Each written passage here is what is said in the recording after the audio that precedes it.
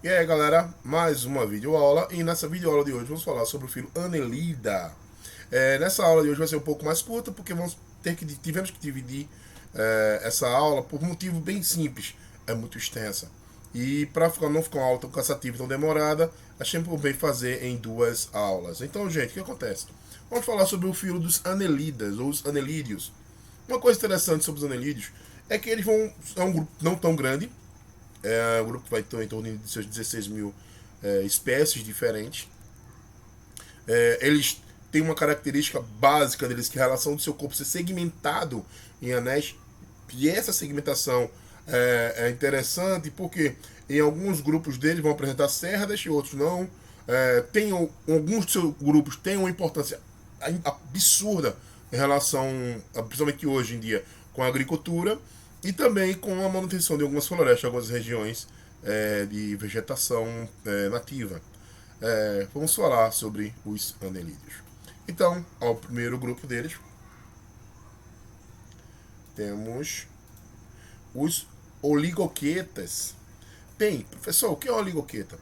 Oligoqueta, cara, é o grupo nada mais nada menos da famosa minhoca.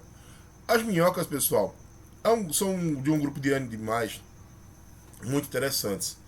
Primeiramente, você vai dizer, professor, mas a minhoca ela não sabe, não tem olho, não tem. Cara, essa é uma das características que a gente vai ver mais tarde na próxima aula, mas que eu já posso adiantar aqui algumas características básicas dela.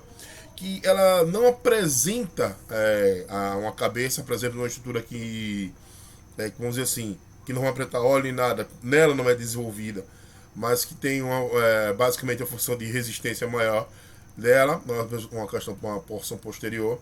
Mas falando em relação à minhoca, vamos lá, vamos focar no momento agora.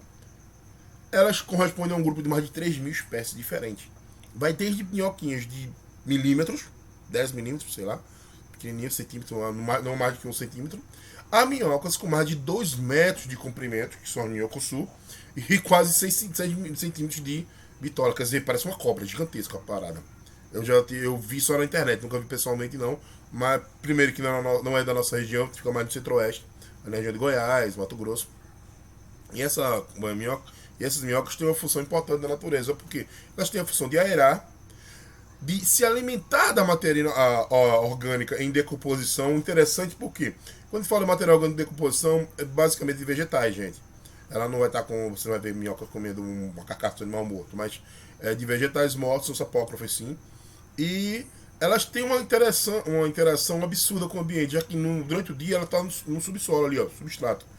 É, aerando, fazendo túneis que facilita a aeração do solo. E também estão fazendo o que? Com suas fezes, como eles comem matéria de decomposição, essas fezes se transformam em matérias nitrogenadas, riquíssimas, fontes de nutrientes para as plantas. Já que ela absorve o que precisa, o que o resto que ela não precisa, ela joga fora. E hoje até é uma matéria muito cara.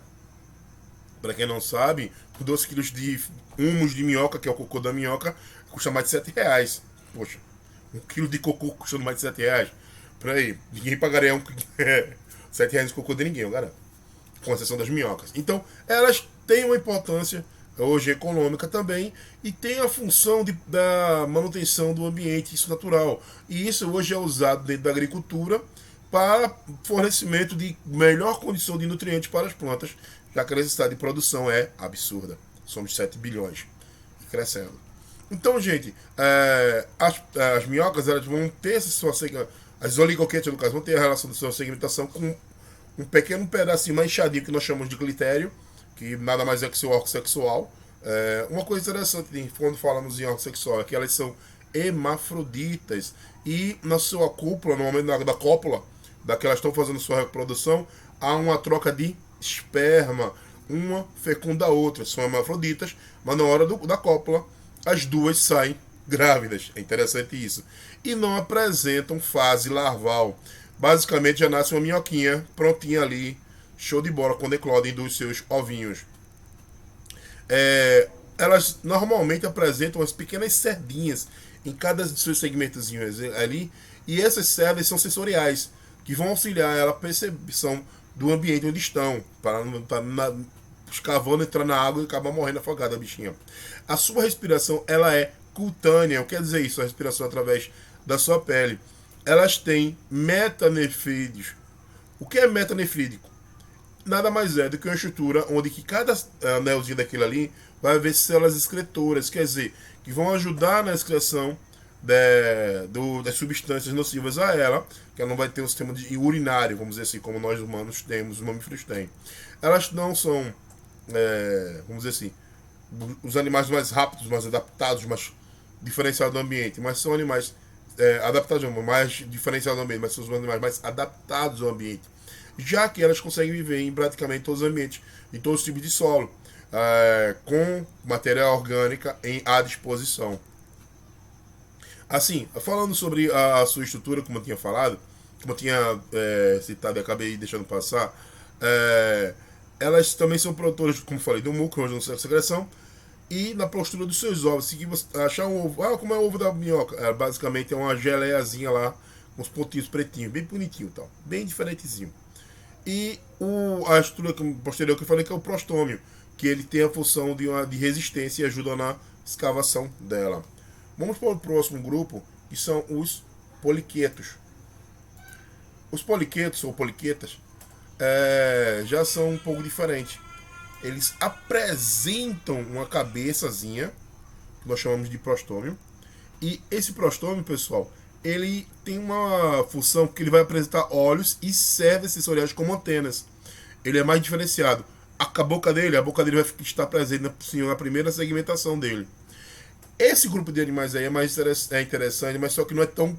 Ele é um pouco maior a quantidade de exemplares em relação às minhocas. Quando as minhocas tinham mais ou menos mais de 3 mil espécies, os poliquetos vão apresentar mais de 8 mil. Eles vão ter que encontrar desde as geleiras, nos árticos, até no solo. Então ele vai ocupar uma grande área diferenciada de ambiente.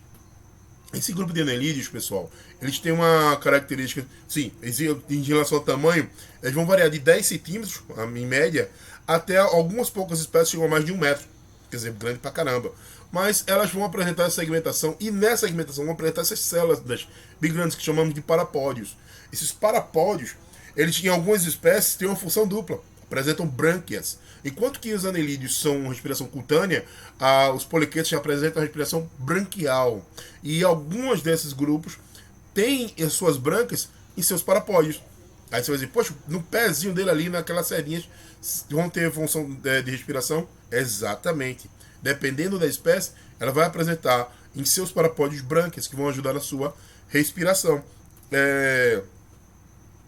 Em sua estrutura básica, eles vão ter um corpo segmentado e vão apresentar boca e ânus também. Eles também têm uma característica interessante em relação vamos dizer assim, a sua questão sensorial no ambiente, por apresentarem olhos, e esse óleo faz com que eles consigam perceber alterações de luminosidade dentro de um ambiente. Então quer dizer que ele vai saber quando é dia, quando é noite, quando é mais apto para um ambiente ou outro, para tanto conseguirem predar, já que eles são predadores, diferente das minhocas, das oliquetas, que são sapócrofos, se alimentam de matéria de decomposição. Os poliquetas são, em sua grande maioria, predadores, e eles precisam dos olhos para ajudar na caça de seus crustáceos microscópios, fisioplantos propriamente dito, para sua nutrição. Uma característica dele, a maioria apresenta, como eu falei, brânquias e tal. Bem, então, isso a respiração, sim, também apresenta os metanefrídeos, como é o caso dos oliquetas. E eles têm uma característica diferente, que são os sexos são separados, não são hermafroditas como os oliguetos. Eles são dioicos, vão apresentar um macho e a fêmea, e na sua reprodução vai apresentar a fase larval. Então, vai haver um macho e a fêmea, onde vai cruzar, a fêmea vai pôr os seus ovinhos, esses ovos vão produzir filhotes que vão já ter a primeira fase como uma larva e depois como um animal já desenvolvido. E nós chamamos essas larvas de trocoforal, que é conta da sua estrutura, que vai apresentar como fosse uma flor. Vamos ao próximo.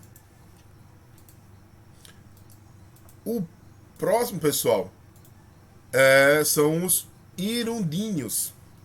Nomezinho estranho, mas são as famosas sanguessugas, tão usadas na medicina de medicina tradicional chinesa. Ela ainda é utilizada assim para fazer retirada. Até a medicina ocidental hoje está usando em alguns tratamentos para retirada de sangue batido, por conta de cirurgias e tal, que elas conseguem fazer isso. Mas as sanguessugas, pessoal, elas são de pântanos, em ambientes com alguma quantidade de água, e elas se alimentam, elas são parasitas, a grande maioria delas. Não vão passar de 500 espécies, são poucas espécies de sanguessugas e vão variar de tamanho. Chegam a ter algumas espécies de sanguessugas que vão ter mais vão variar de 5 a 45 centímetros. Então, quer dizer que uma senhora sanguessuga, imagina isso no braço de uma pessoa, sangue de Cristo. Então, são animais diferentes que se alimentam de sangue, basicamente, e vivem em ambientes aquáticos, de rios, lagos, pântanos, primordialmente. Uma coisa interessante em relação a eles é que eles apresentam duas sequências de ventosas, de cerdas, com dentes que elas conseguem se fixar. E também usam para se locomover. Uma na boca, que auxilia na hora de morder, se fixar e cortar. E outra na parte posterior, no finalzinho. Ela tem um estudo interessante, porque na parte frontal dela é bem maior do que a parte posterior dele. Então, quer dizer que no começo ela é bem grossona, então no final ela vai afinando em sua espessura. Uma coisa interessante também em relação às sanguessugas, pessoal, é que as sanguessugas, elas apresentam uma substância secretada por algumas glândulas na sua boca que impede de sentir dor. Essa substância é até usada não em tratamento, mas em pesquisas para conseguir tipo analgésicos. Para o quê? Você leva uma mordida de... A pessoa não vai sentir nunca que leva uma mordida de uma sanguessuga. Ela vai secar teu sangue todinho, tu não vai nem perceber que ela está te mordendo. Graças à substância analgésica.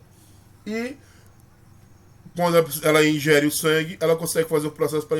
Quando ela termina de tomar o sangue, ela faz a coagulação do sangue dentro dela, fazendo com que o sangue não escorra. Tipo assim, pega uma sanguessuga, cortar ela, não vai sangrar feito uma louca, porque ela consegue fazer a coagulação do sangue para sua digestão. E ela consegue aumentar muito de volume, se alimentando do sangue de outros vertebrados. Então, gente, aqui a gente vai ficar nessa aula, a introdução ao filo dos anelídeos.